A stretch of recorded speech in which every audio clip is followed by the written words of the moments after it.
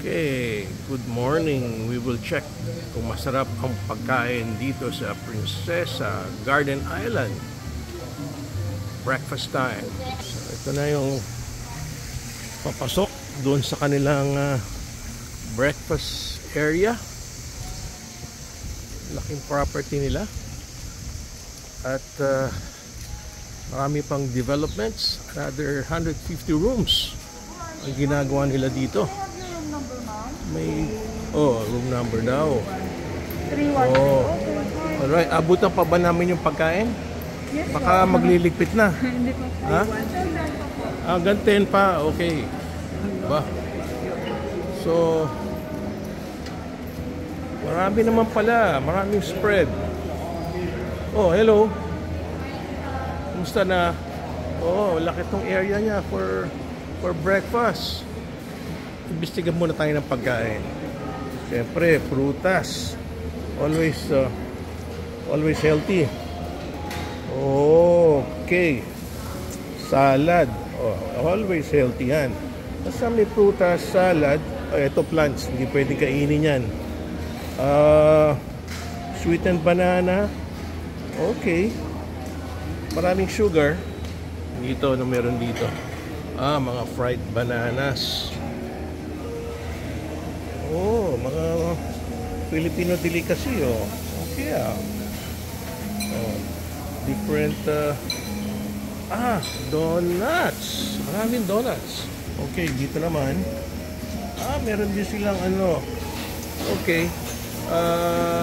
I would say, noodles corner. Pork embutido. Hot dog. Yan, danggit. Yan ang kukunin ko, danggit. Pasta, maraming sugar yan. Grilled vegetable. Wala na, ubos na ubos na rin yung itlog. Rice, ubos na rin. Ubos na yung itlog. Gawa mo ko ng dalawang scrambled.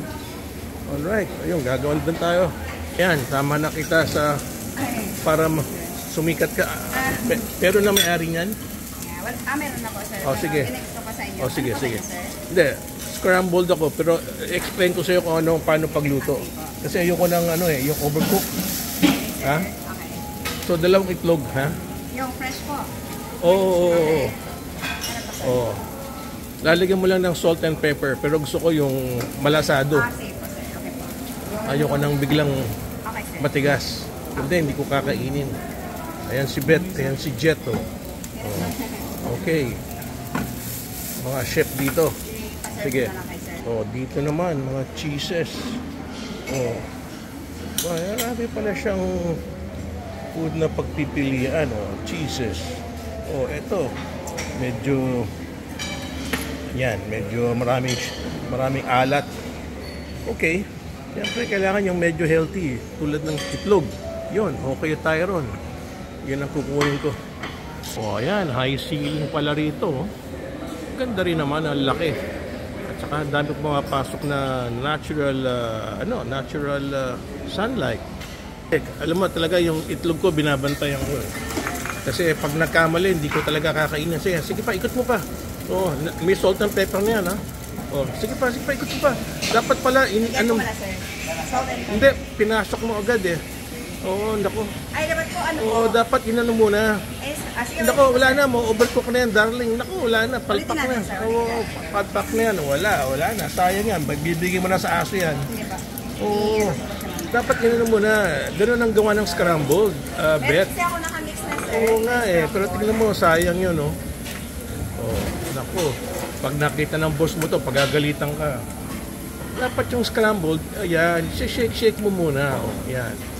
Binigla mo Kaya sabi ko, babantayan ko sige. Sandali lang yan wala pang 1 minute Kasi pagka na-overcook, wala na, hindi na masarap. Sige pa, iyan mo pa. Paikutin mo pa. Muna. Yan.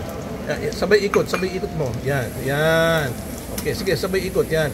Pag naluto na, tanggalin mo na agad. Ang lilit pala ng itlog mo. Yes, sir. Maliliit po. Kailangan pala, naging 3. Costing po. Sige, okay. Sige pa. Sige pa, ikot pa. Kailangan ganun lang technique ng pagluto ng scrambled eh. Oh, tama na. Oh, that's it. Okay.